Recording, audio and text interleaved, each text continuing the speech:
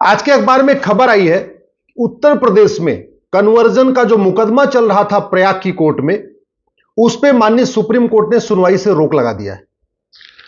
प्रयाग में एक agriculture university है, उसके कुलपति हैं राजेंद्र बिहारी लाल। नाम तो इनका राजेंद्र बिहारी लाल है, लेकिन एक्चुअल में ये क्रिश्चियन है। बहुत सारे ऐसे भारत में ऐसे लोग हैं जिन्होंने अपना नाम नहीं बदला है।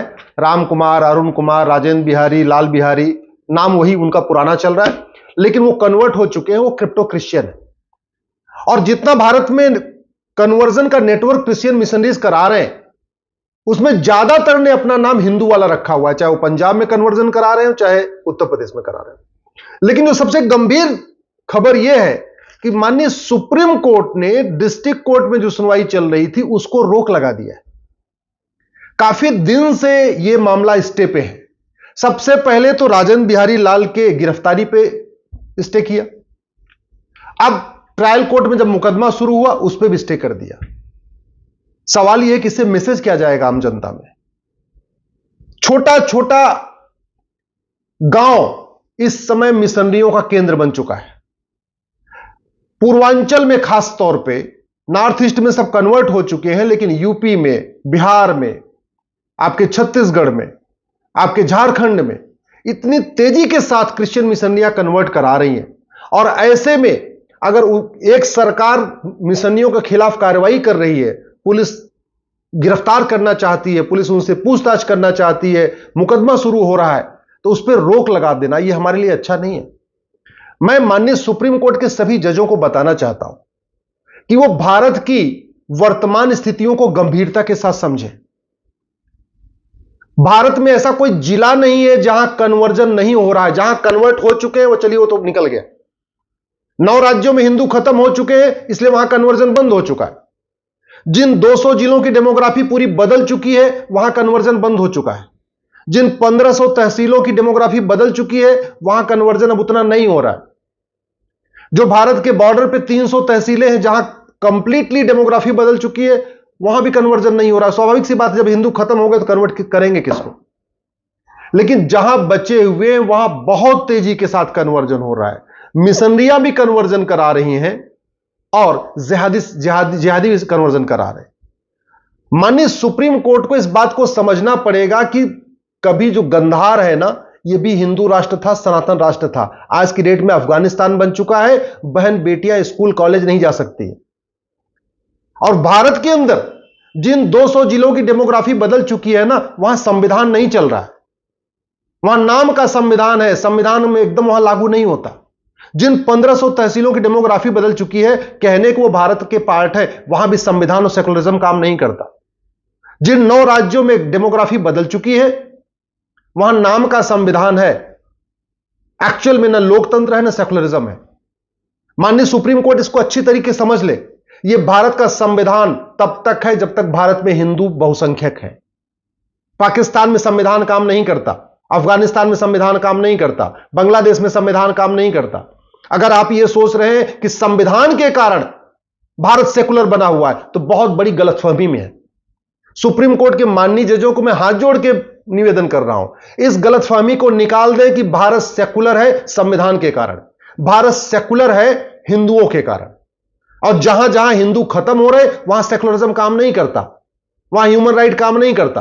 बंगाल के बॉर्डर पे रोज वहां काट काट के फेंकते रहते हैं, हत्या होती है, बलात्कार होती है, वहां नहीं काम करता। संदेश खाली के बारे में सब लोग देख चुके। जहां असम की डेमोग्राफी बदल चुकी है, बंगाल की डेमोग्राफी बदल चुकी है, झारखंड की डेमोग्राफी बदल चुकी है, आपके बिहार की डेमोग्राफी बदल चुकी है, वहां क्या सिचुएशन है वो शायद सुप्रीम कोर्ट के माननीय जज नहीं जानते। क्यों? क्योंकि संबंध नहीं है, जमीनी हकीकत को उतना आइडिया नहीं है, क्योंकि नीचे से आए नहीं है। प्रयाग में किसी से जाके पूछ लीजिए, किसी टीचर से पूछ लीजिए, कि डॉक्टर से पूछ लीजिए, इंजीनियर से पूछ लीजिए, सबको पता है कि राजेंद्र बिहारी लाल बहुत बड़ा कन्वर्जन रैकेट चलाते हैं। मैंने जितने लोगों से बात किया सभी यही कहते हैं। मैंने प्रयाग में हाई कोर्ट के वकीलों से बात किया है, बहुत सारे वहां इंजीनियर रहते हैं, बहुत सारे वहां डॉक्टर रहते हैं, बहुत सारे टीचर, सब यही कहते हैं कि पूरा उस एरिया में जो कन्वर्जन का रैकेट चलाते हैं राजेंद्र बिहारी लाल चलाते हैं। अब उनको अगर माननीय सुप्रीम कोर्ट गिरफ्तारी पे स्टे दे देगा, ट्रायल कोर्ट में मुकदमा चलाने पे भी स्टे दे देगा, उस एरिया में क्या सोचेंगे लोग, क्या होगा? कि फिर पकड़ेंगे किसको? आम जनता अगर जाके वहां चंगाई सभा में हंगामा करे तो जनता के ऊपर मुकदमा हो जाएगा। पुलिस जाके अगर उसको गिरफ्तार करना चाह रही है तो सुप्रीम कोर्ट से स्टे मिल जा रहा है, ट्रायल कोर्ट के प्रोसीडिंग पे स्टे हो जा रहा है। तो धर्मांतरण रुकेगा कैसे? घुसपैठ रुकेगी कैसे? इस धर्मांतरण और घुसपैठ के कारण पूरे भारत की डेमोग्राफी बदल चुकी है। धर्मांतरण और घुसपैठ पूरे देश में हो रहा है। पंजाब में भी धर्मांतरण हो रहा है, हरियाणा में भी धर्मांतरण हो रहा है, दिल्ली में धर्मांतरण हो रहा है। यूपी में थोड़ा कम हो गया। यूपी में जब से योगी सरकार आई है, एनएसए लगा रही है, प्रॉपर्टी सीज कर रही है, एफआईआर कर रही है, तब से थोड़ा कंट्रोल हुआ है। लेकिन यूपी में तो पूरा बंद नहीं हुआ। लेकिन इस तरीके के सुप्रीम कोर्ट के फैसले से सबको उत्साह मिल जाएगा। जितनी मिशनरी ऑर्गेनाइजेशन, उनको तो लगेगा यार कोई बात नहीं, राजेंद्र बिहारी लाल को अगर सुप्रीम कोर्ट से स्टे मिल गया तो हमको भी स्टे मिल जाएगा, कन्वर्जन करते रहो। खौफ कैसे पैदा होगा? बाकी राज्य सरकारें कन्वर्जन के खिलाफ इतना काम कर नहीं रही हैं, और अगर भारत की एक सरकार, उत्तर प्रदेश की सरकार कन्वर्जन के खिलाफ कुछ कर रही है तो उस पर स्टे हो जा रहा है। तो पुलिस भी डिमोटिवेट हो रही है, आसपास के गांव वाले भी डिमोटिवेट हो रहे हैं। जितने शेड्यूल कास्ट, शेड्यूल ट्राइब है, उनको इतनी तेजी के साथ कन्वर्ट किया जा रहा है, जबकि शेड्यूल कास्ट, शेड्यूल ट्राइब को बचाने की जिम्मेदारी सरकार की भी है, सुप्रीम कोर्ट की भी है। भारत की संस्कृति को बचाने की जिम्मेदारी सरकार की है, सुप्रीम कोर्ट की भी है। और जस्टिस पार्डीवाला साहब तो खुद पारसी हैं। मैं उनको बताना चाहता हूं, 90% जिस देश में पारसी थे ना, उसको कहते थे पर्शिया, और 50 साल में वो पर्शिया ईरान बन गया, और सारे पारसियों को छोड़ के भाग के आना पड़ा, सबने भारत में शरण लिया। मुझे नहीं पता कि पार्डीवाला साहब के परिवार शुरू से यहीं पे रहा है या पर्शिया से आया है, उनके पुराने आए, मुझे नहीं आइडिया। लेकिन मैं ये जरूर बताना चाहूंगा कि 90% पारसी आबादी वाला पर्सिया 50 साल के अंदर कन्वर्ट हो गया, ईरान बन गया। अब वहां कोई पारसी वारसी बचा नहीं है। तो अगर हम ये सोच रहे हैं कि नहीं, कानून के दम पे और संविधान के दम पे, अरे जब भारत के हिंदू खत्म हो जाएंगे तो न संविधान बचेगा, न लोकतंत्र बचेगा, न सेकुलरिज्म बचेगा, न गंगा जमुनी तहजीब बचेगी, न वसुधैव कुटुंबकम बचेगा। भारत के हिंदू जैन हिंदू खत्म हो जाएंगे तो यहां न नारी तू नारायणी की भावना बचेगी, न सर्वमंगल मांगल्य की भावना बचेगी, न सबका साथ सबका विकास होगा। जिन 9 राज्यों में हिंदू खत्म हो चुके, वहां सबका साथ सबका विकास नहीं चलता, वहां पे वसुधैव कुटुंबकम नहीं चलता, वहां नारी तू नारायणी नहीं चलता। जिन 9 राज्यों में हिंदू खत्म हो चुके, वहां न संविधान चल रहा है, न वास्तव में सेकुलरिज्म चल रहा है, न लोकतंत्र चल रहा है। वहां केवल भीड़ तंत्र चलता है, भीड़ जो चाहती वही करती है। इसलिए मैं माननीय सुप्रीम कोर्ट से निवेदन कर रहा हूं, मैं आपकी डिसीजन पर कोई सवाल उठा नहीं रहा हूं, मैं तो केवल इतना कह रहा हूं कि भारत को घुसपैठ और धर्मांतरण से बहुत बड़ा खतरा है। आप इसके लिए बाकायदा सभी राज्यों के स्पेशल डायरेक्शन दीजिए। राज्यों से कहिए कि वो घुसपैठ, पूरे देश की जो कोर्ट को एक डायरेक्शन दीजिए कि जैसे एमएलए एमपी का मुकदमा 1 साल में डिसाइड होता है, वैसे धर्मांतरण और घुसपैठ का मुकदमा 1 साल के अंदर डिसाइड हो। क्योंकि अगर धर्मांतरण घुसपैठ नहीं रुकेगा, ना भारत बचेगा, ना भारतीय संस्कृति बचेगी। दुनिया का सबसे बड़ा शिव मंदिर गंधार में था, जहां से माता गांधारी आई थी, दुर्योधन का ननिहाल। न मंदिर बचा है, न मठ बचा है, न पुजारी बचे, न महामंडलेश्वर बचे, कुछ नहीं बचे। आज वहां तालिबान राज कर रहा है, एक आतंकवादी संगठन अफगानिस्तान पे राज कर रहा है।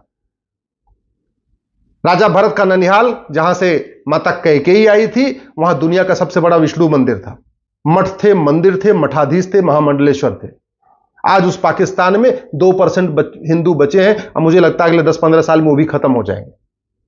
और वैसे भी अगर वास्तव में गंगा जमुनी तहजीब बाकी सब काम करती, तो वहां से गुजराल साहब छोड़ के भाग के नहीं आते, आडवाणी जी छोड़ के भाग नहीं आते, लाल जेठमलानी जी छोड़ के भाग के नहीं आते, वहां से खुशवंत सिंह छोड़ के भाग के नहीं आते, वहां पे संजय दत्त के फादर छोड़ के भाग के नहीं आते, पृथ्वीराज कपूर छोड़ के भाग के नहीं आते। इसलिए मैं माननीय सुप्रीम कोर्ट से निवेदन कर रहा हूं, कम से कम घुसपैठ और धर्मांतरण के मामलों पे आप एक आदेश पारित करिए। पूरे देश की राज्य सरकारों से कहिए कि वो घुसपैठ और धर्मांतरण, जो राष्ट्र की सुरक्षा के लिए खतरा है, देश की एकता अखंडता के लिए खतरा है, ये अपने घुसपैठ और धर्मांतरण ये अपने आप में वेजिंग वॉर है। घुसपैठ और धर्मांतरण हमारे लिए एक पूरी तरीके से वॉर के रूप में आ चुका है। इसको रोकने के लिए कार्रवाई करें, फटाफट उनको सजा दें, नहीं तो घुसपैठ और कारण पूरा यूरोप परेशान है, अमेरिका परेशान है, फ्रांस परेशान है, और भारत भी परेशान है। और इस तरीके से सुप्रीम कोर्ट अगर घुसपैठियों को और धर्मांतरण कराने वाले जिहादियों मिशनरियों के खिलाफ मुकदमों की सुनवाई पर रोक लगाएगा, उनको प्रोत्साहन मिलेगा, और वो और ज्यादा घुसपैठ करना शुरू कर देंगे, और ज्यादा धर्मांतरण करना शुरू कर देंगे।